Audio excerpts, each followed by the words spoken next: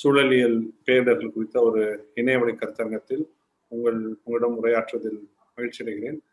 இதற்கு ஏற்பாடு செய்த அன்பிற்கினிய தோழர் திரு அரசு செல்லை அவர்களுக்கும், பாலா அவர்களுக்கும், டெய்சி அவர்களுக்கும் மற்றும் அனைத்து நண்பர்களுக்கும் நான் நன்றி தெரிவித்துக் கொள்கிறேன். பேசுறது கேக்குதா? கேக்குது ஐயா, ப்ளீஸ் கன்டினியூ பண்ணுங்க. முதல்ல என்ன நமக்கு நடந்துட்டு இருக்கு நமக்கு தெரியும். அதாவது what is happening around us. நான் தமிழகத்தில் மட்டுமல்லாமல், இந்தியாவில் மட்டுமல்லாமல் சில உலகளாவிய விஷயங்களையும் எனக்கு அரசு சார் சொன்னப்ப தமிழகத்தை சார்ந்தும் பேச சொன்னாங்க, மற்ற விஷயங்களும் சேர்ந்து பேச சொன்னாங்க. அதனால் உலகெங்கில் உள்ள சில விஷயங்கள் நான் தொட்டு பேசலாம் நினைக்கிறேன். சென்ற நமக்கு தெரியும் எம்பரர் பென்குயின்கள் பத்தி நமக்கு தெரியும். இந்த எம்பரர் பென்குயின்கள் தான் அடுத்த தலைமுறையை ஈண்டெடுப்பதற்கான ஒரு உயிரினங்கள். பென்குயின்கள் அடுத்த தலைமுறையை யார் ஈண்டெடுப்பானா எம்பரர் பென்குயின்கள் தான். ஒரு குறிப்பிட்ட காலம் வந்தோடனே, அந்த இனப்பெருக்க காலம் வந்தோடனே ஆயிரக்கணக்கான பென்குயின்கள் அண்டார்டிகால ஒரு பகுதிக்கு போகும். அங்க இருந்து அது ஒன்றாக இருந்து அடுத்த தலைமுறையை ஈண்டெடுத்த பிறகு அடுத்த தலைமுறை பென்குயின்கள் நீந்த கற்ற கொண்ட பிறகுதான் தன்னுடைய இருப்பிடங்களுக்கு வாழ்விடங்கள் திரும்ப வரும் அந்த எம்பரர் பென்குயின்கள். அப்படி 2016ஆம் ஆண்டு 25,000 பென்குயின்கள் அப்படி ஒரு பகுதியை நோக்கி போச்சு அண்டார்டிகால. போய் அடுத்த தலைமுறை பென்குயின்கள் பிறந்தன. ஆனால் அந்த குட்டி பென்குயின்கள், பிறந்த பென்குயின்கள் நீந்த கற்றுக்கொள்வதற்கு முன்பாகவே அண்டார்டிகாவின் அந்த பனிப்பாறை உருகிவிட்டதால் இந்த 25,000 பென்குயின்களும் இறந்து போயின. அது நீந்த கற்றுக்கொள்வதற்கு ஒரு காலம் ஆகும், சில நாட்களோ வாரங்களோ ஆகும். அந்த நீந்த கற்றுக்கொள்வதற்கு முன்பாகவே அந்த அண்டார்டிகாவின் பனிப்பாறைகள் உருகியதால் அந்த 25,000 பென்குயின்களும் இறந்து போயின. 2 ஆண்டுகளுக்கு முன்னர் 2018-19ஆம் ஆண்டு லண்டன் பல்கலைக்கழகத்தை சேர்ந்த centre for science and environment என்கிற அந்த ஆய்வகம் ஒரு கவலையோடு விஷயத்தை தெரிவிக்கிறது. பென்குயின்கள் என்கிற இனமே தங்களுடைய அடுத்த தலைமுறையை பெற்றுக்கொள்ள போவதில்லை என்று முடிவெடுத்து விட்டதாக நாங்கள் அஞ்சுகிறோம் அப்படின்னு அந்த ஆய்வறிக்கை சொல்லுச்சு. பயங்கர ஷாக்கிங் இருந்துச்சு. ஒரு உயிரினம் தன்னுடைய அடுத்த தலைமுறையை பெற்றுக்கொள்ள போவதில்லை என்று முடிவெடுத்து விட்டதாக நாங்கள் அஞ்சுகிறோம் அப்படின்னு சொல்லி அந்த ஆய்வறிக்கை தெரிவிச்சது. நமக்கு அப்படியே நான்லாம் அந்த விஷயத்தை கலங்கி போயிட்டேன். நான் என்னென்ன பேசிட்டு இருந்தோமோ 2040, 2050, 2060, 2070 இப்படிலாம் நடக்குன்னு நம்ம பேசிட்டு இருந்தோமோ அதெல்லாம் 2020, 2018 நடக்க ஆரம்பித்து விட்டன. அதுதான் திரு அரசு செல்லை அவர்கள் தன்னுடைய உரையின் போது குறிப்பிட்டார்கள். அது பெண்குயின்கள் மட்டுமல்ல. சென்னைக்கு வருவோம். நம்ம தமிழ் தாய் நிலத்தின் தலைநகரம் சென்னைக்கு வருவோம். டிசம்பர் 1, 2, 3, 2015 டிசம்பர் 1ஆம் தேதி இரவு மாலையில 1 மாதம் பெய்ய வேண்டிய மழை சென்னையில கொட்டி தீக்குது. இங்க ஈக்காட்டு தாங்கல் பகுதியில டிஃபென்ஸ் காலனி ஒரு காலனி இருக்கு. அந்த டிஃபென்ஸ் காலனில இந்திய ராணுவத்திலிருந்து ஓய்வு பெற்ற மேஜர் ஜெனரல் வெங்கடேசனும் ஒரு மனைவியும் வாழ்ந்து வந்தார்கள். இந்திய ராணுவத்திலிருந்து ஓய்வு பெற்று வருவார். அவருடைய வீடு பழைய காலத்து வீடு. அப்ப வீட்டுக்கு மாறைக்கு போற படிக்கட்டு வீட்டுக்கு வெளியே தான் இருக்கு, வீட்டுக்குள்ள இருக்காது. ஸோ திடீரென்று இரவு மழை பெய்ய ஆரம்பிக்குது. இங்க அரசு மின்சாரத்தை துண்டிக்குது. அவர்களால் இரண்டு பேரும் வயதானவர்கள். அவருக்கு ஒரே ஒரு பெண் பிள்ளை அமெரிக்கா வந்திருக்கிறாங்க. ஸோ அவர்களால் சாவியை எடுத்து தேடி வெளியே போக முடியல. வீட்டுக்குள்ளே இருக்க முடிவு பண்றாங்க. கொஞ்சம் கொஞ்சமா தண்ணி உள்ள வர ஆரம்பிக்குது. டைனிங் டேபிள் போட்டு அது மேல ஏறி உட்காந்துருப்பாங்கன்னு நினைக்கிறேன். அதையும் தண்ணி நிரப்பி வருகிறது. டைனிங் டேபிள் சேரை தூக்கி டைனிங் டேபிள் மேல போட்டு அது மேல ஏறி உட்காந்துருக்காங்க. அதையும் தண்ணி நிரப்பி விட்டது. அப்புறம் எந்திரிச்சு நின்றுப்பாங்கன்னு நினைக்கிறேன். மறுநாள் காலையில் இந்திய ராணுவத்தின் துணை ராணுவ படையினர் கர்னல் வெங்கடேசனையும் அவர் மனைவியும் சடலமாக மீட்கும் வரை வெங்கடேசனுக்கு தெரியாது எல்லைகளில் எதிரிகளின் குண்டுகளுக்கு போகாத தன் உயிர் சென்னை வெள்ளத்தில் போகும் என்று. 1000 பேர் உயிர்ந்தார்கள். அபிஷியல் ஃபிகர்ஸ், நான் எதுவுமே அன்அபிஷியலா சொல்றேன். 1000 பேர் உயிர்ந்தார்கள் சென்னை வெள்ளத்தில். 80,000 கோடி பொருட்சேதம். கேரளாவில் நடைபெற்ற அந்த மிகப்பெரிய நிலச்சரிவில் 450 பேர் உயிரிழந்தார்கள். 40,000 கோடி பொருட்சேதம். இன்னைக்கு ஒரு மிகப்பெரிய ஒரு அவலத்தை, மிகப்பெரிய ஒரு பேரவலத்தை தமிழ் நிலம் சந்தித்துக் கொண்டிருக்கிறது. ஒரு பக்கம் எண்ணிலடங்காத புயல்கள். இந்த 10 ஆண்டு, இந்த 8 ஆண்டுகள் நீங்க கணக்கு வச்சீங்கன்னா கஜா புயல், தானே புயல், ஒக்கி, நிர்சகா போன்ற பல்வேறு புயல்களை, வர்தா புயல் பல்வேறு நிவர் புயல் இந்த 7-8 ஆண்டுகள்ல மூணு ஆண்டுகளுக்கு ஒரு முறை தமிழகத்தை தாக்கிய புயல் இன்றைக்கு வருடத்துக்கு ஒன்றாக மாறிவிட்டது. அதுவும் அந்த இன்டென்சிட்டி, அந்த தீவிரத்தன்மை, அந்த கணிக்கும் தன்மை எல்லாமே போச்சு. அந்த ஒக்கி புயல், ஃபானி புயல் போன வருஷம் ஒரு புயல் வந்துச்சு. அது வந்து ஏப்ரல் கடைசியில் உருவாயிடுச்சு. இலங்கை தீவுக்கு மிக அருகாமை northern Sri Lanka, northern Indian Ocean waters, அதாவது இந்திய பெருங்கடலின் வடபகுதியில் அந்த புயல் உருவாச்சு. பொதுவாக உருவாகாத புயல் வந்து அந்த லைன் ஆஃப் ஃபயர்னு சொல்லக்கூடிய அந்த அந்தமான் பக்கத்துல தான் ஒரு காற்றழுத்த தாழ்வு மண்டலமாகி ஒரிசாக்கோ இல்லை தமிழகத்துக்கோ வரும். அது அப்படி வரப்ப என்ன ஆயிருன்னா, இலங்கை நிலப்பரப்பு இருக்கிறா ஒரு பெரிய தாக்கம் ஏற்படாது, அது தடுக்கும். இந்த புயல் ஃபானி புயல் இலங்கை பக்கத்திலே உருவாகி வடக்கு நோக்கி நகர்ந்தது.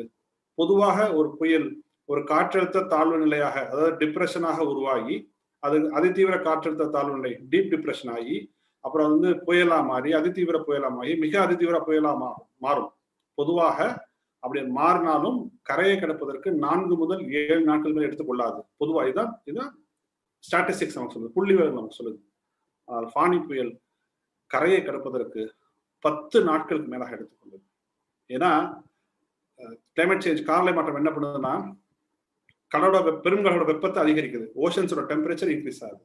ஸோ ஓஷன்ஸோட டெம்பரேச்சர்ஸ் இன்க்ரீஸ் ஆக நிறைய தண்ணி வந்து நீராவியாகும், மாய்ஸ்சர் கண்ட் வந்து ஜாஸ்தியாகும். அப்ப காற்று வேகமா போக விடாம இந்த மாய்ஸ்சர் தடுக்கும். ஆனா அது என்ன ஆகும்னா, அந்த மாய்ஸ்சர் கரண்ட் ஃபுல்லா கேரி பண்ணிட்டு போய் கரையை கடக்கும் பொழுது கொட்டி தீர்த்து ஊழி தாண்டவம் ஆடியது அந்த ஃபானி புயல். நல்ல வேளையாக அந்த ஃபானி புயல் முதலில் அறிவிக்கப்பட்டபடி தமிழ்நாட்டுக்கு வரவில்லை. தமிழ்நாட்டுக்கு வந்தால் குறைந்தபட்சம் நாம் ஒரு 15,000-20,000 பேர் இழந்திருப்போம் அந்த ஃபானி புயல். ஒடிசா பேரிடர் மேலாண்மையில் மிக மிக நல்ல கட்டமைப்புகளை கொண்ட மாநிலம் என்பதால் அந்த ஃபானி புயலை சுலபமாக நல்லபடியாக சந்தித்து 40 பேர் உயிரிழப்போடு அந்த ஃபானி புயலை கடந்து சென்றது. நேற்றைக்கு கூட யாஸ் புயலால் ஒரிசாவில் ஏற்பட்ட உயிரிழப்பு வந்து 2, இன்னைக்கு வந்திருக்க செய்திப்படி 6 பேர் உயிரிழந்துள்ளார்கள்.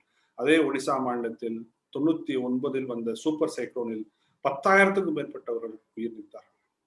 இன்னைக்கு வந்து நம்பர் ஆஃப் ஸ்மால், அதாவது இன்டென்சிட்டி குறைவாக உள்ள சைக்ளோன்ஸ் எண்ணிக்கை குறைஞ்சிருக்கலாம், ஆனால் இன்டென்சிட்டி அதிகமாக உள்ள சைக்ளோன்ஸ் எண்ணிக்கை மிக கடுமையாக அதிகம். இந்த வாரத்துல பாருங்க, டவ்தே புயல், இப்ப யாஸ் புயல், இந்திய நிலப்பரப்பு சந்திச்சது. டவ்தே புயல், யாஸ் புயல், சென்ற ஆண்டு உம்பன் புயல், நிர்சகா புயல் என்று இந்திய பெருங்கடல் மட்டுமல்ல, 2013-14 வரைக்கும் அரபிக் பெருங்கடல பெரிய அளவுல புயல் வந்தது. ஆனா இந்த வருடம் கடந்த ஆண்டு போன வருஷம் மட்டும் 5 புயல் இருக்கு அரபிக் பெருங்கடல்ல. அரபிக் பெருங்கடல் வெப்பமும் அதிகமா இருக்கு. நமக்கு எப்படி தெரியும்? நமக்கு வந்து சயின்ஸ் வந்து நமக்கு என்ன அறிவியல் என்ன சொல்றதுன்னா, ஒரு புயல் உருவாகணும்னா, ஒரு காற்றழுத்த தாழ்வு நிலை உருவாகணும்னா என்ன இருக்கணும்? 3-4 விஷயங்கள் இருக்கணும். அந்த ஓஷன்ஸோட டெம்பரேச்சர், பெருங்கடல் வெப்பம் வந்து 26 டிகிரிக்கு மேல வந்து இருக்கணும். மாய்ஸ்சர், ஈரப்பதம் வேணும். ஒரு சின்ன பருவ காற்று வேணும். இந்த 3 சேர்ந்துச்சுன்னா நமக்கு புயல் வந்து காற்றழுத்த தாழ்வு நிலையாகி, தீவிர காற்றழுத்த தாழ்வு நிலையாகி, டீப் டிப்ரெஷனா மாறி, சைக்ளோனா மாறி, சிவியர் சைக்ளோனா மாறும். இதுதான் அந்த படிநிலை. ஆனா இப்ப ஓஷன்ஸோட டெம்பரேச்சர் எனக்கு, Indian oceans temperature 29.6 degree Celsius குளிர்காலத்துல, ஆவரேஜ் தான் சொல்றேன். வெயில் காலம் போறப்போ வந்து இன்னும் அதிகமாகுது. அதாவது ஆவரேஜ் பார்த்தா 29.6, சில சமயம் 31 டிகிரிஸ் வரைக்கும் போகுது. அப்ப ரெடியா இருக்கு அந்த புயல் உருவாக்கான ஃபர்ஸ்ட் ரீசன், ரெடியா இருக்கு. ஓஷன்ஸோட temperature more than 26.7 degree Celsius ரெடியா இருக்கு. 2வது மாய்ஸ்சர், நிறைய வெப்பம் இருக்கனால தண்ணி நீராவையாகி அங்க ஈரப்பதம் வந்து அப்படியே ரெடியா இருக்கு. இந்த பருவகாலம் வந்து ஒரு பருவ காற்று வீச ஆரம்பிச்சோன்னே டக்குன்னு வந்து புயல் டிப்ரெஷனா ஃபார்ம் ஆகி, புயலா ஃபார்ம் ஆகி நமக்கு வந்து வருது. பொதுவா ஒரு காற்றழுத்த தாழ்வு நிலை வந்து உருவாச்சுன்னா 40-72 மணி நேரம் ஆகும் அது புயலாவோ அதிதீவிர புயலாக மாறுவதற்கு. ஆனால் ஒக்கி புயல் 6 மணி நேரத்துல புயலா மாறிச்சு. அதனால்தான் தூத்தூர் கிராமத்துல இருந்து ஆழ்கடல் மீன்பிடிப்புக்கு சென்ற, கன்னியாகுமரியில தூத்தூர்ல இருந்து ஆழ்கடல் மீன்பிடிப்புக்கு சென்ற மீனவர்களுக்கு நாம் தகவல் சொல்ல முடியாமல் ஆயிரக்கணக்கான மீனவர்களை நாம் இழந்தோம் ஒக்கி புயல்ல. Delta is sinking. அரச ஐயாவோட ஊர் வந்து டெல்டா. It's singing. உள்ள இறங்கிட்டு இருக்கு. It's singing. உள்ள போயிட்டு இருக்கு. இன்னும் 20 ஆண்டுகளில் நாகப்பட்டினம் மாவட்டமே இருக்காது. இந்த தமிழ்நாட்டோட நிலப்பரப்புல 30% ஆஃப் லேண்ட்ஸ்கேப் இஸ் கெட்டிங் டெசர்டிஃபைடு. பாலைவனம் ஆகிட்டு இருக்கு தமிழ்நாடு. நமக்கு வந்து நமக்கு முக்கியமான விஷயம் வந்து அரிசி, சோறு. அந்த அரிசியில் நாம் தமிழகத்திற்கு ஒரு வருட தேவை என்பது 94 லட்சம் டன் ஒரு வருஷத்துக்கு தேவை. வெறும் அரிசி மட்டும். நான் எண்ணெய் வித்துகள், பருப்பு அதெல்லாம் பேசவே இல்லை. அதெல்லாம் என்ன நமக்கு தெரியாது. ஆனால் நமக்கு தமிழர்களுடைய முக்கிய உணவான சோறு, அரிசியில் தமிழகத்துக்கு தேவை 94 லட்சம் டன். அதில் தமிழகம் உற்பத்தி செய்வது 64 லட்சம் டன் மட்டுமே தமிழகம் உற்பத்தி செய்கிறது. மீதம் இருக்கின்ற அரிசி நமக்கு தேவைப்படுகின்ற உணவு ஆந்திரா, தெலுங்கானா, கர்நாடகா, பஞ்சாப், ஒடிசா போன்ற மாநிலம் நமக்கு வருது. இன்னைக்கு காலையில இருந்துச்சு தமிழ்நாட்டில் ஒருத்தர் 3 இட்லி சாப்பிட்டாருன்னா அதுல 2 இட்லி கூடிய அரிசியை தான் தமிழ்நாட்டு அரிசியை சாப்பிட்றாங்க. வச்ச ஒரு இட்லி கூடிய அரிசி மற்ற மாநிலங்கள் வருது. இது இன்னைக்கு நிலைமை. கிளைமேட் சேஞ்ச் இன்னும் கிராப்ஸோட நியூட்ரிஃபிக் வேல்யூ குறைக்குது, ப்ரொடக்ஷனை குறைக்குது, கிரவுண்ட் வாட்டர் கடுமையா குறையுது. ஸோ இன்னைக்கு நமக்கு நான் பேசிக்கிட்டே போகலாம். நான் முதல் செக்ஷனால நான் வெறும் இம்பாக்ட்ஸை மட்டும் நான் சொல்லி நான் முடிச்சுக்கிறேன். சீ லெவல் ரைஸ் ஆகுது. கல்ஃப் ஆஃப் மன்னார்ல 21 தீவு இருந்துச்சு, இன்னைக்கு 19 தீவுகள் தான் இருக்கு. 2034 இன்னொரு 6 தீவுகள் கடற்குள் மூழ்கி பெறும் சொல்லி ஆய்வுகள் நமக்கு தெரிவிக்குது. சுந்தர்பன்ஸ் போகுது. நாகப்பட்டினம் மாவட்டம் இருக்காது. மெரினா கடற்கரைக்கு சென்னை போர்ட்டுக்கு வடக்கு பக்கம் போனோம்னா 2 கிலோமீட்டர் கடல் உள்ள வந்துருச்சு. நல்ல தண்ணியோட ஊரே அங்க இல்ல. அப்ப ஒரு மிகப்பெரிய ஒரு சூழலியல் சிக்கலை தமிழகம் சந்தித்துக் கொண்டிருக்கிறது என்பதை இந்த தரவுகள் மூலமாக நாம் அறிந்து கொள்ள முடியும், புரிந்து கொள்ள முடியும். இதுக்கான காரணிகள், இதுக்கான விஷயங்கள் எல்லாமே நமக்கு எல்லாம் தெரிஞ்சதுதான். நான் ஸோ இது நான் ஃபர்ஸ்ட் இதுல முதல் இதுல நான் என்னென்ன நடந்துட்டு இருக்கு தமிழகத்துல, என்னென்ன விஷயங்கள் நடந்துட்டு இருக்குது. நான் இன்னொரு விஷயத்தை சேர்த்து சொல்ல விரும்புறேன். அரசையா சொன்னதுல இருந்து இந்த உலகம் சந்தித்துக் கொண்டிருக்கின்ற இந்த பெரும் தொற்று, இதுக்கு வேற யாரும் காரணம் கிடையாது, மனிதர்களாகிய நான் மட்டும் தான் காரணம். இந்த உலகம் பல தொற்றுகளை சந்திச்சிருக்கு, நான் இல்லைன்னா சொல்ல. 6ஆம் நூற்றாண்டுல ஜஸ்டீனியன் பிளேகை பார்த்தோம். அது அன்றைக்கு பேரரசாக இருந்த பைசாண்டைன் பேரரசை சுக்குநூறு ஆக்குச்சு. 13ஆம் நூற்றாண்டுல பிளாக் டெத் கொள்ள நோயை பார்த்தோம்.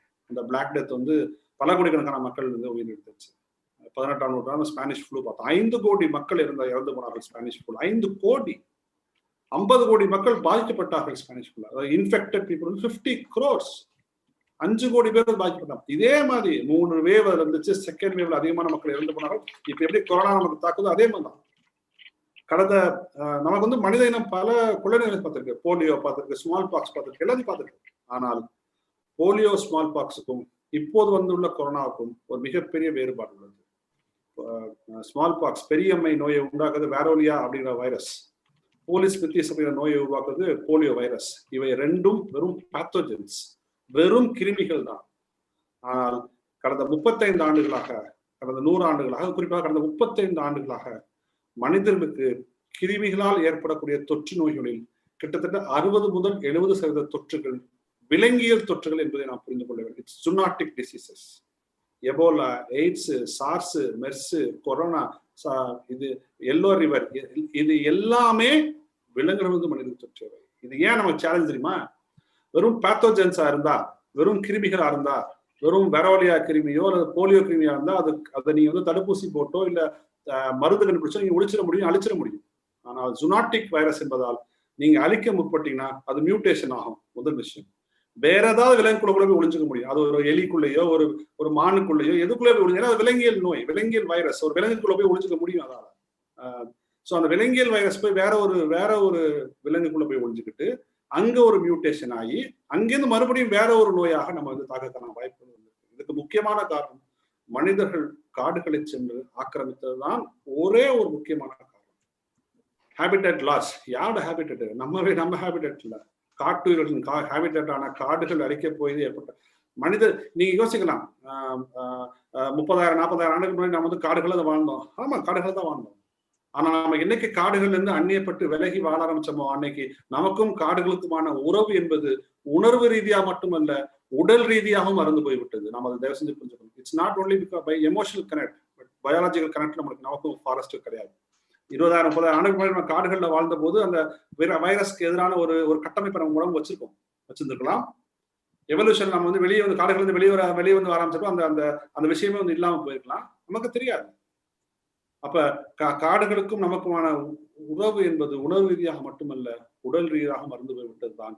இன்னைக்கு நாம் வந்து 8 வழிச்சாலை போடுறோம், 16 வழிச்சாலை போடுறோம், டேம்கள் எங்க காட்டுக்குள்ள போய் அவருடைய காடுகள் வாழக்கூடிய காட்டுயிர்களுக்கு அழுத்தம் ஏற்படும் போதெல்லாம் ஜூனாட்டிக் ஸ்பில் ஓவர் என்று சொல்லுறாங்க. நமக்கு எப்படி அழுத்தம் ஏற்பட்டுச்சுன்னா நமக்கு பிபி வருது, சுகர் வருது, கார்டியாக் ப்ராப்ளம் வருது இல்லையா? அதே மாதிரி அந்த வனவிலங்குகளுக்கெல்லாம் அந்த காட்டுயிர்களுக்கெல்லாம் அழுத்தம் ஏற்படும் பொழுது எச்சில் மூலமாவோ எச்சம் மூலமாவோ இந்த வைரஸ் தொற்றி இன்னைக்கு எபோலால இருந்து ஹெச்ஐவில இருந்து கொரோனால இருந்து அவ்வளவு நோய்களும் உலகம் சந்திக்கப்படுகிறது. இந்த 35 ஆண்டுகளின் நண்பர்களே, இந்த இதை போன்ற ஜூனாட்டிக் டிசீஸால் உலகம் முழுவதும் 3.25 கோடி மக்கள் உயிரிழந்து, நான் கொரோனா இறந்ததை சேர்க்கவே இல்லை, கொரோனா இல்லாமல் 3.25 கோடி மக்கள் உயிரிழந்துள்ளார்கள் இந்த ஜூனாட்டிக் வைரஸ். அப்ப ஒரு பக்கம் ஐபிபிஎஸ் அறிக்கை என்ன சொல்றதுன்னா, அரசியல் சாசனம் வந்து மாஸ் எக்ஸ்டிங்ஷன் நோக்கி உலகம் போகுது. அதுக்கு காரணம் ஒரு காரணம் கிளைமேட் சேஞ்ச், இன்னொரு பக்கம் ஜூனாட்டிக் வைரஸஸ், இன்னொரு பக்கம் கிளைமேட் காலநிலை மாற்றம் கொண்டு வரக்கூடிய பல்வேறு பேரழிவுகள் பேரிடர்கள். அப்ப I would say that humanity is a crossroads. மானுடம் மனித குலம் ஒரு மிக மிக முக்கியமான காலகட்டத்தில் தருணத்தில் இப்போது இருந்து கொண்டிருக்கிறது. காலநிலை மாற்றமும் இந்த விலங்கியல் தொற்றுகளும் நம்முடைய இருத்தியலை, இட்ஸ் கொஸ்டினிங் அவர் எக்ஸிஸ்டன்ஸ், நம்முடைய இருத்தியலை கேள்விக்குட்படுத்துவது என்பதை நாம் தயவு செய்து நினைவு கொள்ள வேண்டும். இது ஏதோ இது தமிழ் மக்களுக்கு மிக மிக முக்கியமான விஷயம். ஏன்னா நாம மக்கள், தமிழ் மக்கள் உலக நாடுகள் எல்லாம் போய் அமெரிக்கா விட்டுருக்க மற்ற நாடுகளுக்கு எப்பெல்லாம் நாம் வந்து சென்றோமோ அப்பெல்லாம் கடற்கரை ஓரங்களில் நாம் அதிகமாக வசிக்கின்றோம். நம்முடைய எல்லா செட்டில்மெண்ட்டும் நீங்க பாருங்க, ஆன் தி பீச்சஸ் தான் இருக்கும், ஆன் தி ஷோர் தான் இருக்கும். கப்பல்ல போய் நம்ம கடற்கரைலாம் இறங்குவோம். ஸோ நம்மளுடைய எல்லா செட்டில்மெண்ட்ஸும் ஷோர் லைன் ஒட்டி தான் இருக்கும். அப்ப அதிகமான ஒரு இனமாக, ஒரு குழுவாக, ஒரு இனக்குழுவாக இயற்கையை நேசித்த எல்லா இனக்குழுக்களையும் உலகம் வல்லாதிக்கு வந்து அழிச்சிருச்சு. அது வந்து வட அமெரிக்காவை சேர்ந்த சிவப்பெந்தியர்களானாலும் சரி, தென் அமெரிக்காவை சேர்ந்த மாயோன் இன்கா வேண்டாலும் சரி, ஆஸ்திரேலியாவை சேர்ந்த அபார்ஜினல் ஆனாலும் சரி, எந்தெந்த இனக்குழுக்கள் இயற்கையை நேசித்ததோ, இயற்கையை கொண்டாடியதோ அந்த இனக்குழுக்களை எல்லாம் வல்லாதிக்கங்கள் அழித்து விட்டன. அப்படி இயற்கையை நேசித்து மீதம் இருக்கின்ற ஒரே ஒரு இனக்குழுவான தமிழ் சமூகம் மட்டும்தான் இன்றைக்கு வந்து எஞ்சி இருப்பது.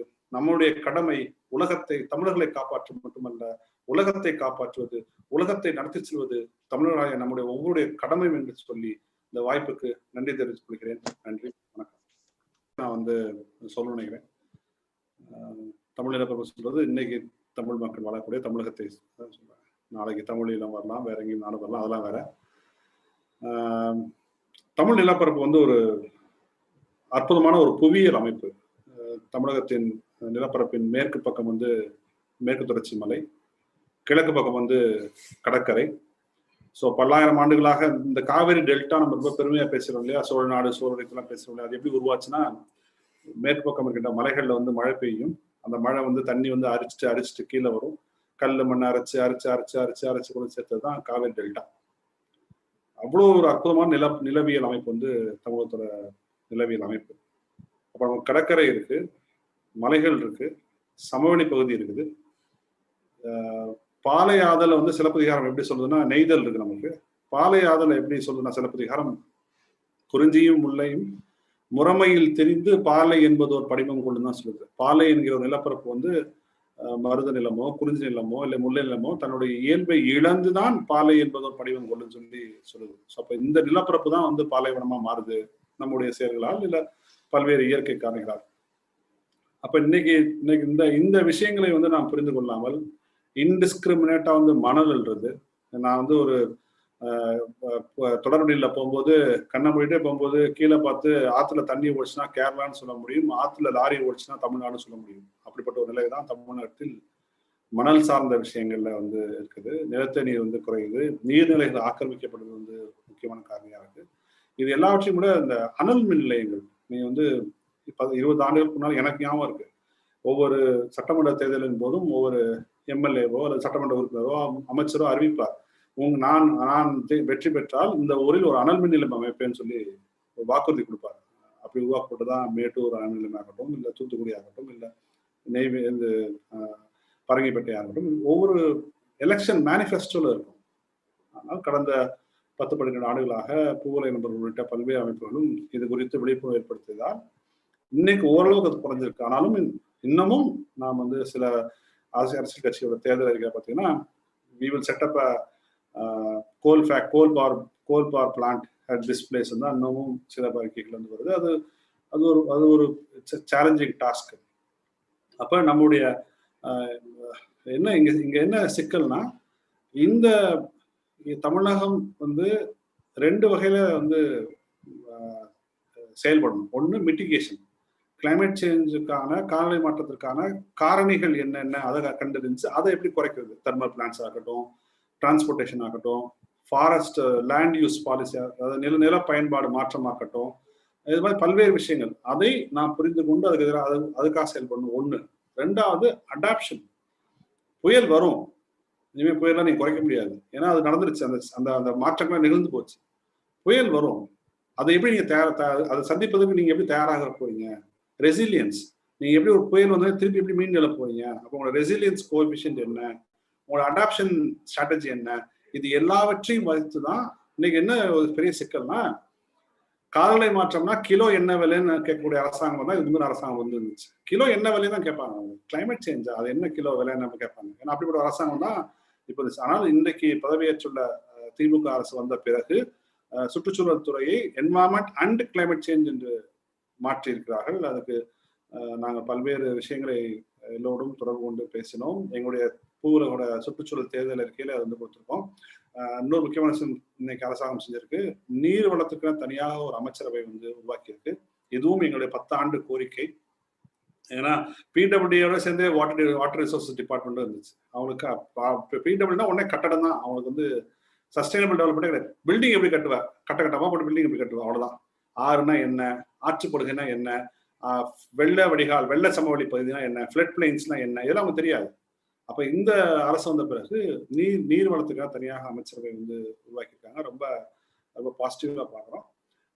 இன்னும் இந்த அரசுகிட்டே நான் வந்து போய் பேச வேண்டிய விஷயங்கள் நிறைய இருக்குது. அது வந்து தொடர்ச்சியாக இந்த கோவிட் காலம் முடிந்த பிறகு நாங்கள் வந்து அதை வந்து செய்வோம். அது வந்து சென்ற அரசாங்கம் வந்து ஒரு ஸ்டேட் லெவல் ஆக்ஷன் பிளான் விட்டாங்க. மாநில அளவிலான காலநிலை மாற்றத்துக்கான ஒரு செயல்பாட்டு வரைவு, அது வந்து ஆக்ஷன் பிளான். அதுல தமிழ்நாட்டில் இருக்க இந்தந்த செக்டார்ஸ் எமிஷன்ஸ்க்கு இவ்வளவு கான்ட்ரிபியூட் பண்ணுது அப்படி எந்த டேட்டாவும் கிடையாது, எதுவுமே கிடையாது. ஒரு கிளைமேட் ஆக்ஷன் பிளான் எப்படி இருக்கணும்? ஓகே, தமிழ்நாட்டோட எனர்ஜி செக்டர் வந்து 23% ஆஃப் எமிஷனுக்கு கான்ட்ரிபியூட் பண்ணுது. உதாரணத்துக்கு சொல்றேன், டிரான்ஸ்போர்டேஷன் செக்டர் ஒரு 25% கான்ட்ரிபியூட் பண்ணுது. Agriculture and forest land use வந்து ஒரு 15%. இப்படிதான் ஒரு கிளைமேட் ஆக்ஷன் பிளான் இருக்கணும். அதை வந்து நாங்கள் இப்படிலாம் குறைப்போம். அந்த டேட்டாவே அதில் கிடையாது. ஸோ இப்போ நாங்கள் புதிதாக பதவியேற்றுள்ள அரசாங்கத்தை வந்து இந்த விஷயங்களை நீ வந்து மறுஆய்வுக்கு உட்படுத்தணும்னு சொல்லி கேட்டு அதுக்கான விஷயங்கள் செய்கிறோம். ஸோ காரணிகள் எல்லாம் ஒன்று தான். Carbon emission, land use change, நில பயன்பாடு மாற்றம், இதுதான் முக்கியமான காரணிகள் தமிழகம் சந்திக்கக்கூடிய சிக்கல்களுக்கு. இது தவிர மைன்ஸ் அண்ட் மினரல்ஸ், மணல் சுரங்கமாக ஆறுகளை பார்த்ததும் ஒரு முக்கியமான ஒரு விளைவு. கிரவுண்ட் இது நீர்நிலைகளை வந்து இஷ்டப்படி பயன்படுத்தியதும் ஒரு முக்கியமான நிகழ்வாக தான் நம்ம வந்து பார்க்க முடியும். அதாவது இன்னைக்கு ஏற்பட்டு உள்ள பல்வேறு சிக்கல்கள், அதாவது கிளைமேட் சேஞ்சா இருக்கலாம் அல்லது பேண்டமிக்கா இருக்கலாம், இது எல்லாவற்றுக்குமான தீர்வையும் செயல்பாட்டையும் செய்ய வேண்டிய பொறுப்பும் கடமையும் தமிழ் சமூகத்துக்கு வந்து இருக்குது. இட்ஸ் a ஹிஸ்டாரிக்கல் ஆப்ளிகேஷன் நமக்கு. ஏன்னா நம்மள மாதிரி ஒரு இயற்கையை நேசித்த, இயற்கையோடு ஒன்றி வாழ்ந்த ஒரு சமூகம் வந்து உலகத்தை எங்கேயுமே இப்ப இல்லை. அதான் உண்மை. திணை கோட்பாடாக இருக்கட்டும், ஒவ்வொரு திணைக்கும் முதல் பொருள் கருப்பொருள் பிரித்ததாக இருக்கட்டும், காலங்களை பிரித்ததாக இருக்கட்டும், பெரும்பொழுது காலம், சிறு பொழுது காலம், காலங்களை பிரித்ததாக இருக்கட்டும். அப்ப இன்னைக்கு இருக்கின்ற நீங்க சங்க இலக்கியங்கிறது என்ன? சங்க இலக்கியங்கிறது ஒரு பெரிய இயற்கை சார்ந்த ஒரு இலக்கியம். இயற்கையை பேசிய, இயற்கையின் அறிவியலை பேசின ஒரு இலக்கியம் தான் சங்க இலக்கியம். அதுல வந்து அகம் பத்தி, வாழ்வியல் பத்தி பேசியிருந்தாலும் புறம் பத்தி பேசியதான் வந்து முக்கியமான விஷயம். அந்த சங்க இலக்கியத்தில் மலர்கள்னு தொகுப்பு இருக்கு, சங்க இலக்கியத்தின் பறவைகள்னு தொகுப்பு இருக்கு, சங்க இலக்கியத்தின் விலங்குகளும் தொகுப்பு இருக்கு. அப்படி 2000 ஆண்டுகளுக்கு முன்பாக இந்த பல்லுயிரம் பற்றி பேசிய சமூகம் தமிழ் சமூகம். ஸோ இன்னைக்கு இந்த உலகத்தை வழிநடத்துவதற்கான எல்லா தார்மீக உரிமையும் கடமையும் நமக்கு வந்து உள்ளது. அது வந்து எந்த மாற்றங்களும் கிடையாது. என்ன செய்யலாம் அப்படின்னா, டெக்னாலஜி முக்கியம். It's not a panacea of all problems. ஒரு சர்வரோக நிவாரணம் கிடையாது தொழில்நுட்பம். என்ன தீர்வு என்பது இயற்கையில் இருக்குது. நேச்சர் சொல்யூஷன்ஸ் தான் சஸ்டைனபிளா இருக்கும். ஏன்னா ஒரு உதாரணத்தை சொல்ல வந்தேன். நாம வந்து ஒரு 25-30 ஆண்டுகளுக்கு முன்பாக நாம வந்து ரெஃப்ரிஜரன்ஸ், அதாவது ஏசி இல்ல ஃப்ரிட்ஜ் எல்லாம் வந்து சிஎஃப்சி பயன்படுத்தணும், குளோரோஃப்ளூரோ கார்பன்ஸ் பயன்படுத்தணும். அது வந்து ஓசோன்ல ஓட்ட போடுது. நான் ரொம்ப கலோக்கியலா சொல்றேன், டெப்ளிஷன் ஆஃப் ஓசோன் லேயர், அது வந்து காரணமா இருக்குன்னு சொல்லி நாம வந்து மான்ட்ரியல் புரோட்டோகால் போட்டு உலக நாடுகள்லாம் கையெழுத்து போட்டு நம்முடைய குளிர்பான்கள்ல, அதாவது ஏசியில ஃப்ரிட்ஜில் மற்ற கூலிங் சிஸ்டத்துல வந்து சிஎஃப்சி பயன்படுத்த மாட்டோம், ஹெச்எஃப்சி தான் பயன்படுத்துவோம், ஹைட்ரோஃப்ளூரோ கார்பன்ஸ் தான் பயன்படுத்துவோம்னு சொல்லி ஒரு முடிவெடுத்து ஒரு தொழில்நுட்ப ரீதியான தீர்வு வச்சோம். அது என்னாச்சு, ஓசோன் ஓட்ட சரியாயிடுச்சு, ஆனா கிளைமேட் சேஞ்ச் அதிகமாயிடுச்சு. ஏன்னா HFC is green house case, பசுமை இல்ல குடிவாய் தான் ஹெச்எஃப்சி. ஸோ நீங்க தொழில்நுட்ப ரீதியாக ஒரு விஷயத்தை அணுகுவது என்பது லாஸ்ட் ஆப்ஷனா இருக்கும். அப்ப நேச்சுரலா என்ன பண்ணும், கார்பன் உடைய 2015 climate Accord, Paris climate Accord சரி, 2018 சவுத் கொரியால இன்சியான்ல வந்த அந்த கிளாரியான் காலம் சரி, இப்ப தெளிவா சொல்லுது 2030க்குள்ளாராக உங்க கார்பன் எமிஷனை 50% குறைக்கணும்.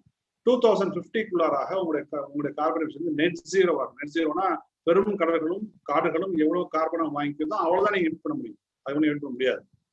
ஸோ இதுதான் நமக்கு ஒரு அல்டிமேட் கோல். ஆனால் கடந்த 3-4 ஆண்டுகளாக அல்லது 7 ஆண்டுகளாக நாம் எந்த நடவடிக்கையும் எடுக்காதனால நேற்றைக்கு வெளிவந்த WMO, அதாவது வேர்ல்டு மெட்ராலஜிக்கல் ஆர்கனைசேஷனுடைய ரிப்போர்ட் என்ன சொல்றது, அப்டேட்டட் ரிப்போர்ட் ஆஃப் 2020, 2020 ரிப்போர்ட் இருந்துச்சு. அது அப்டேட்டட் ரிப்போர்ட் சொல்லுதுன்னா இன்னும் 5 ஆண்டுகளுக்குள்ளாராக உலகம் ஒரு முறையாவது 1.5 டிகிரிஸ், அதாவது தொழில் புரட்சி ஆரம்பித்த காலகட்டத்தில் எவ்வளவு வெப்பநிலை இருந்துச்சோ அதை விட 1.5 டிகிரி வந்து 5 ஆண்டுகளில் எட்டி விடும், ஒரு ஆண்டாவது எட்டி விடும் சொல்லிட்டு 1.5 டிகிரிஸை தாண்டி நீங்க 2 டிகிரிஸ் போயிட்டீங்கன்னா டிப்பிங் பாயிண்ட்ஸ் வந்து ஆக்டிவேட் ஆகும். ஆல்ரெடி டிப்பிங் பாயிண்ட்ஸ் வந்து 6 டிப்பிங் பாயிண்ட்ஸ், அது உச்ச புள்ளியும் சொல்லுவோம். இப்ப அண்டார்டிகாலே ஆர்டிகல் பெர்மாஃபாஸ்ட், அதாவது முன்காலத்தில் பெய்த பனி வந்து உருக ஆரம்பிச்சு அப்படின்னா அதை நீ திருப்பி மீட்டெடுக்கவே முடியாது. அங்க இருக்க அந்த அரசியல் சொன்ன மாதிரி அங்க இருக்கின்ற அந்த பெர்மாஃபாஸ்ட் மீத்தேன் எல்லாம் வெளியே வர ஆரம்பிக்கும். அங்க இருக்கின்ற அந்த ஏன்ஷியன் வைரஸ் ஃபேமிலிஸ் எல்லாம் வந்து வெளியே வர ஆரம்பிக்கும். அது உங்களால சரி பண்ண முடியாது. ஸோ அது மாதிரி உலகத்துல சில டிப்பிங் பாயிண்ட்ஸ் இருக்கு. இந்த டிப்பிங் பாயிண்ட்ஸ் நம்ம வந்து எல்லா டிப்பிங் பாயிண்ட்ஸும் ஆக்டிவேட் ஆயிடுச்சுன்னா அமேசான் வந்து 20 வருஷத்துக்கு அப்புறம் கார்பனை உள்வாங்காது. அது ஒரு டிப்பிங் பாயிண்ட். 20 ஆண்டுக்குள்ள Amazon will be completely it will not absorb carbon. ஏன்னா நம்ம அந்த அளவுக்கு டீஃபாரஸ்டேஷன் பண்றோம். இதெல்லாம் ஒரு டிப்பிங் பாயிண்ட். ஸோ இந்த டிப்பிங் பாயிண்ட்ஸ் ரீச் ஆயிடுச்சுன்னா அப்புறம் நான் வந்து பெரிய பேரழிவுகளை தான் வந்து சொல்லிக்கிறேன். அப்போ நம்ம அப்ஜெக்டிவ் கார்பன் எமிஷன், ஃபாரஸ்ட் வந்து அதிகப்படுத்துறது, இந்த மாதிரி பல்வேறு குளோபல் ஆக்டிவிட்டிஸ் இருந்தாலும் ஒரு தமிழ் சமூகமாக நான் என்ன பார்க்குறேன்னா, தமிழகத்திற்கும் அமெரிக்காவாழ் தமிழர்களுக்கும் அல்லது உலக வாழ் தமிழர்களுக்கும் தமிழர்கள் தாய்நிலத்தை வளர்க்கிற தமிழர்களுக்கும் இடையேயான ஒரு எக்ஸ்சேஞ்ச் ஆஃப் ஐடியாஸ் ஃபர்ஸ்ட் வரும். அது இப்ப நடக்கிறது இல்லை, அது அன்பார்ச்சுனேட்டா நடக்கிறது இல்லை. அதற்கு இளையோரான பாலா போன்றவர்கள், டெய்சி போன்றவர்கள், அமைப்புகள், திணை அமைப்புகள் போன்ற பல்வேறு அமைப்புகள் அமெரிக்காவில் இருந்தாலும் சரி, இங்க இருக்கின்றாலும் சரி, உரையாடலை துவக்கணும். இந்த டயலாக் வந்து ரொம்ப முக்கியம். நீங்க வந்து Tamils as a race we have got a historical obligation to overcome this.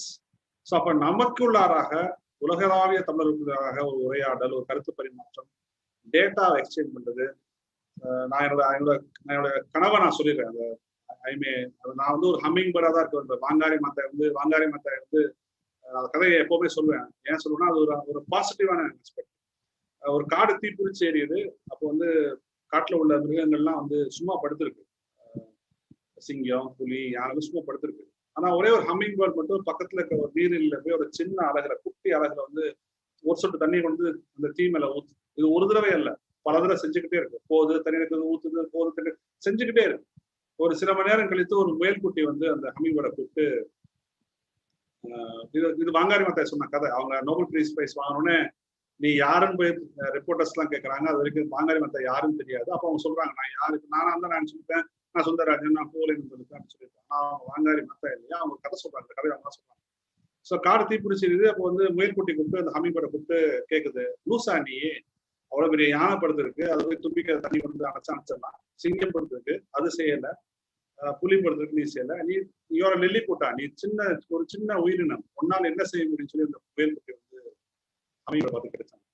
Humming-bird சொல்லிச்சான், என்னால் எதை செய்ய முடியுமோ, எவ்வளவு காலம் செய்ய முடியுமோ, எவ்வளவு சிறப்பாக செய்ய முடியுமோ அதுவரை நான் செய்து கொண்டே இருப்பேன்னு சொல்லிச்சான். பாங்காரி மாத்தை சொன்னாங்க, நான் அந்த உலகத்தின் ஹம்மிங்-பேர்டாக இருக்க விரும்புகிறேன்னு சொன்னாங்க. நண்பர்களே, நாம் அனைவரும் இந்த உலகத்தின் ஹம்மிங்-பேர்டுகளாக மாற வேண்டும் என்ற ஒரு ஒற்றை கோரிக்கையை நான் இந்த கூட்டத்தின் வாயிலாக வைக்கிறேன். இந்த கூட்டத்தை சிறப்பாக ஒழுங்கமைத்த பாலாவுக்கும் டெய்சி அவர்களுக்கும் மற்றும் என்னுடன் தொடர்ச்சியாக உரையாடி கடந்த பல ஆண்டுகளாக எனக்கு ஒரு வழிகாட்டியாக இருக்கக்கூடிய அரசு செல்லை அவர்களுக்கும் மற்றும் திணை அமைப்பினர் மற்ற அமைப்பினர் எல்லோருக்கும் நான் பூவுலக என்ற சார்பில் நன்றி தெரிவித்துக் கொள்கிறேன். நன்றி, வணக்கம். தமிழ்நாட்டுடைய ஒரு கடந்த 30 ஆண்டுகளுக்கு மேலாக நான் துவங்கிய அமைப்பு அல்ல, அது மறைந்த நெடுஞ்செழியன் அவர்கள் துவக்கிய அமைப்பு. 1980களில் சுற்றுச்சூழல் குறித்த பெரிய அளவில் உரையாடல்கள் நடக்காத ஒரு தமிழ் சமூகத்தில் சுற்றுச்சூழலை அறிமுகப்படுத்துவதில் பூவுலகம் என்பது ஒரு பெரிய பங்கு இருக்குது. காலநிலை மாற்றம், புவி வெப்பமயமாதல், அணு உலைகள், ஈனுலைகள் போன்ற சொல்லாடல்களை, ஈவன் இந்த ஃபார்மேஷன் ஆஃப் வேர்ட்ஸ் தமிழ்ல அதை கொண்டு வந்ததே வந்து பூவுலக நண்பர்கள் அமைப்பு தான். நான் அண்ணாமலை பல்கலைக்கழகத்தில் பொறியியல் படித்துக் கொண்டிருந்த பொழுது நான் வந்து என்எஸ்எஸ்ல வந்து இருந்தேன். என்எஸ்எஸ் நேஷனல் சர்வீஸ் ஸ்கீம் உண்டு. நான் வந்து ஒரு வாலண்டியரா பணியாற்றி கொண்டிருக்கும் போது இறுதி ஆண்டில் எனக்கு சிதம்பரத்தை சேர்ந்த திரு பழனி அவர்கள் வந்து எங்கிட்ட வந்து பூவுலக நண்பர்கள் மொழிபெயர்த்த ஒற்றை வைக்கோல் புரட்சி என்ற புத்தகத்தை வந்து என்கிட்ட வந்து கொடுத்தாங்க. அதுதான் எனக்கு பூவுலக நண்பர்களை அறிமுகப்படுத்தியது. நான் ஒருபோதும் நினைத்து கூட பார்க்கவில்லை. நான் பொறியியல் முடித்துவிட்டு நான் வந்து பூவுலக வந்து பணியாற்றுவேன் என்று நினைக்கவில்லை. ஆனால் 2003-2004 காலகட்டத்தில் தோற்றுவித்த நெடுஞ்செழியன் அவர்கள் மறைவுக்கு பிறகு 2007-2008 காலகட்டத்தில் பூவுலக நண்பர்களை நான், மருத்துவர் சிவராமன், அப்புறம் வெற்றி செல்வன், சுந்தரராஜன் போன்ற தேவநேயன் போன்ற எல்லோரும் மீட்டு மறுபடியும் செயல்பட ஆரம்பித்தோம் 2008 காலகட்டத்தில். அதன் பிறகு தொடர்ச்சியாக பல்வேறு செயல்பாடுகள், பல்வேறு முன்னெடுப்புகள். முதல் போராட்டமாக எங்களுக்கு மரபணு மாற்றப்பட்ட கத்திரிக்காய்க்கு எதிரான ஒரு மிகப்பெரிய ஒரு முன்னெடுப்பு பிடி பிரிஞ்சால். அது எங்கள் அமைப்பை சேர்ந்த மருத்துவர் சிவராமன் அவர்கள், நமக்குலாம் தெரிஞ்சிருக்கேன், இப்போ வந்து உணவு பற்றி ரொம்ப அதிகமாக பேசக்கூடிய நபர். அவர் பூவுலக நண்பரை சேர்ந்தவர் தான். அவர் மருத்துவர், சித்த மருத்துவர். அவர் வந்து பிடி கத்திரிக்காய்க்கு எதிராக ஒரு மிகப்பெரிய முன்னெடுப்பை அவருடைய இதில் எடுத்தோம். அடுத்து 2010-11 காலகட்டத்தில் புகுஷிமா விபத்துக்கு பிறகு 11ஆம் ஆண்டு கூடங்குளத்தில் அணு உலைக்கு எதிரான போராட்டம் நடைபெற்ற போது அதில் நான் பொறியாளர் என்கிற முறையிலும் அமைப்பு என்னை வந்து அதில் தீவிரமாக பங்காற்ற சொன்னது. அதிலிருந்து நான் அதில் பங்காற்றி வருகிறோம். அதன் பிறகு காலநிலை மாற்றம், ஹைட்ரோ கார்பன் திட்டங்களுக்கு எதிராக, 8 வழிச்சாலைக்கு எதிராக, நியூட்ரினோ திட்டத்துக்கு எதிராக, அணு உலைகளுக்கு எதிராக, அதானி துறைமுகங்களுக்கு எதிராக மிகப்பெரிய அளவில் முன்னெடுப்புகளை சட்ட ரீதியாக, மக்களிட பிரச்சார ரீதியாக புத்தகங்கள் போடுவது, அதை பற்றின ஒரு விழிப்புணர்வை, அறிவியல் பாங்கான விழிப்புணர்வை எளிமையான வகையில் மக்களிடம் கொண்டு சேர்ப்பது, சுற்றுச்சூழல் சார்ந்த விஷயங்களை வந்து தொலைக்காட்சிகளில் உரையாடுவது, விவாதிப்பது, எழுதுவது, காணொலிகள் என பல்வேறு விஷயங்களில் பள்ளிகளுக்கு செல்வது. நான் மட்டும் இதுவரைக்கும் ஒரு 100 பள்ளியில போய் பேசியிருக்கேன். கல்லூரிகள் பள்ளிகள் 100க்கும் மேற்பட்ட பள்ளிகளில் போய் வந்து நான் வந்து பேசுவேன். மருத்துவர் சிவராமன் அவர்கள், வெற்றி செல்வன் அவர்கள், ஜியோ டாமின் அவர்கள், இன்னும் அமைப்பு அன்னைக்கு வந்து அமைப்பு வந்து தமிழ்நாட்டில் இது தவிர இல்லாமல் நாங்கள் முக்கியமாக செய்த ஒரு பணி வந்து எல்லா அரசியல் கட்சிகளும் சென்று பார்ப்பது. எந்த ஒரு வேறுபாடும் பாகுபாடும் கிடையாது. எல்லா அரசியல் கட்சியும் சந்தித்து சூழல் குறித்து அக்கறைப்பட வைப்பது, கவலைப்பட வைப்பது, ஏன் திட்டம் தேவையில்லை என்று அதிகாரிகளை சந்தித்து உரையாடுவது, அது ஒரு ஒரு அட்வொகசி ஃபர்மாக, அட்வொகசி ஒரு அமைப்பாக செயல்படுவது என்று நாம் வந்து தொடர்ச்சியாக செயல்பட்ட விளைவுதான் இன்னைக்கு வந்து திராவிட முன்னேற்ற கழகம் சுற்றுச்சூழல் அணிக்கென்று தனியாக ஒரு அணியை உருவாக்கியுள்ளது, மக்கள் நீதி மையம் உருவாக்கியுள்ளது, நாம் தமிழர் அமைப்பு வந்து உருவாக்கியுள்ளது, அம்மா மக்கள் முன்னேற்ற கழகம் உருவாக்கியுள்ளது. இது காரணம் பூவுலக மட்டும் அல்ல, ஆனால் பூவுலக நண்பர்கள் உள்ளிட்ட பல்வேறு அமைப்புகள் சேர்ந்து செய்த செயல்பாடுகளால் நாங்கள் வந்து இன்னைக்கு தமிழகத்தில் 10-15 ஆண்டுகளுக்கு முன்பாக வரக்கூடிய தேர்தல் அறிக்கைகளில் சுற்றுச்சூழல் இந்த தலைப்பே வந்து இருக்காது. ஆனால் இந்த ஆண்டு வரை வந்திருக்கின்ற தேர்தல் அறிக்கையில் சுற்றுச்சூழல் என்ற தலைப்பு இல்லாத தேர்தல் அறிக்கை இல்லை, அப்படிதான் வந்து சொல்ல முடியும். அதற்கு வந்து எல்லோருமாக இணைந்து ஒரு பெரிய அளவில் எடுத்து சென்று எங்களுடன் முரண்படுவர்கள் கூட வேலை இல்லப்பான்னு சொல்றவர்கள் கூட ஒரு விஷயம் வரும்போது அவங்களை கூப்பிட்டு கேளுங்க, என்ன பிரச்சனை கேளுங்கன்னு சொல்ற அளவுக்கு நான் வந்திருக்கிறோம். இன்னும் நிறைய தூரம் போக வேண்டியிருக்கிறது, பயணிக்க வேண்டியிருக்கிறது. இளைய தலைமுறை இளைய ஒரு அமைப்பு ஒரு மிகப்பெரிய மிக மிக எனக்கு நான் ஒருவேளை எனக்கு இந்த ஜட்ஜ்மெண்ட் டே பத்தி எனக்கு நம்பிக்கை கிடையாது, இறுதி தீர்ப்பு எழுதும் நாள் பத்தி எனக்கு நம்பிக்கை கிடையாது. இருந்தாலும் அப்படி ஜட்ஜ்மெண்ட் டே என்று ஒன்று இருந்தால் எனக்கு என்னிடம் நீ செய்தவற்றில் எது சிறந்தது என்று நினைக்கிறாய் என்று கேட்டால் அடுத்த தலைமுறையை உருவாக்கி விட்டதே நான் ஒரு உன்னதமான விஷயமாக நான் சொல்வேன். ஜியோடாமினா இருக்கட்டும், பிரபாகரனா இருக்கட்டும், சதீஷா இருக்கட்டும், இதெல்லாம் பூவுலக இளையோர் குடும்பத்தை சேர்ந்தவர்கள். பெண்கள் குறிப்பாக நிறைய பிற்படுத்தப்பட்ட மக்கள், தாழ்த்தப்பட்ட சமூகத்தை சேர்ந்தவர்கள் நிறைய பூவுலக வர்றாங்க. அது உண்மையிலேயே பெரியாரையும் சூழலிலும் இணைத்து பேசும் விளைவாக தான் நாங்கள் இப்படிப்பட்ட ஒரு மாற்றம் ஏன்னா இன்னைக்கு கிளைமேட் சேஞ்ச் யாரை அதிகமாக பாதிக்க எல்லாத்தையும் பாதிக்க போகுது. நீங்க சொன்ன மாதிரி எல்லாத்தையும் பாதிக்கனால் அதிகமாக யாரை பாதிக்க போகுதுன்னா விளிம்புநிலை மக்கள் தான் பாதிக்க போகுது. அப்போ அவர்களுக்கான அவர்களே அரசியல்படுத்துவது, சூழலில் அரசியல் பற்றி பேசுவது, குறிப்பாக ஒரு பார்வை இருந்துச்சு தமிழ்நாட்டில் ஒரு 10 ஆண்டுகளுக்கு முன்பாக சூழலில் அரசியல் பேசுவதே தலித் மக்களுக்கு எதிரானதாக பேசப்பட்ட காலம்லாம் ஒன்று இருந்துச்சு. அதை போக்கி அவர்களுடன் உரையாடி இது விளிம்புநிலை மக்களை பாதிக்கக்கூடாது. போபால் விஸ்வவிபத்தில் யார் இறந்து போனா அப்படின்னு கேட்டா இஸ்லாமியர்களும் தலித் மக்கள் தான் இறந்து போனாங்க. ஆஸ்பெட்டாஸ் கப்பலுடைய தொழிற்சாலை யார் வேலை பார்க்கறாங்கன்னா பட்டியலின் சமூக மக்கள் தான் வேலை பார்க்குறாங்க, பிற்படுத்தப்பட்ட மக்கள் தான் வேலை பார்க்குறாங்க. அப்ப இந்த சுற்றுச்சூழலை கிடைக்கக்கூடிய எல்லா திட்டங்களும் கண்டிப்பாக விளிம்புநிலை மக்களை பாதிக்கக்கூடிய திட்டங்களாக இருக்கும். நாங்க வைக்க ஒரு முக்கியமான கேள்வியே சமூக நீதி என்பது சூழலியல் நீதியின் முதல் படிநிலை. Social justice is the first step towards environment justice. நீங்க சமூக நீதி பேசாம சுற்றுச்சூழல் நீதி பேசவே முடியாது, சமூக நீதி பேசாமல் சூழல் நீதி பேசவே முடியாது.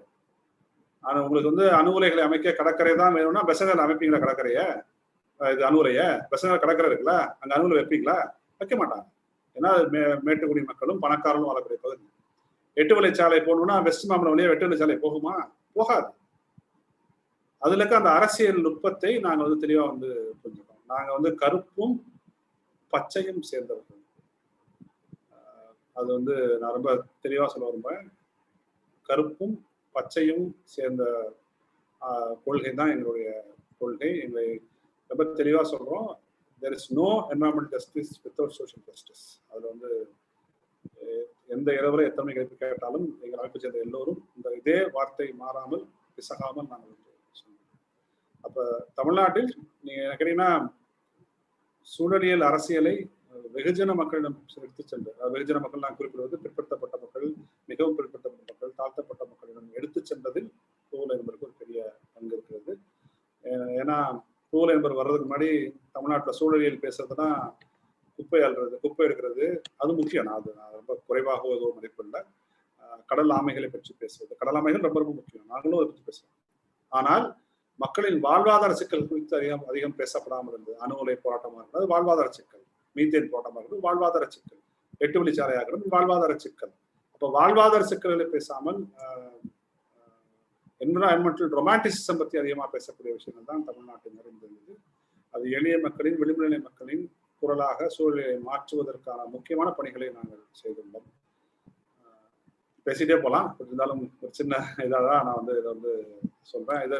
இதற்கு எங்களுக்கு கிடைத்த அங்கீகாரம் என்பது 2 முக்கியமான விஷயம். பத்திரிகைகள் இன்னைக்கு பத்திரிகைகளும் அரசியல் கட்சிகளும் எங்களை அங்கீகரித்ததை நாங்கள் முக்கியமாக பார்க்கிறோம். இவங்ககிட்ட பேசினா அறிவியல் பூர்வமாக பேசுவார்கள், தேவையில்லாம பேச மாட்டாங்க, ரொம்ப அநாகரிகமாக பேச மாட்டார்கள் என்கிற விஷயத்தை எல்லோரும் எங்களுக்கு எதிர்ப்பக்கம் இருந்தால் கூட அவர்கள் ஏற்றுக்குவார். நாங்கள் யாரையும் வெறுப்பவர்கள் இல்லை, ஒதுக்குபவர்கள் இல்லை.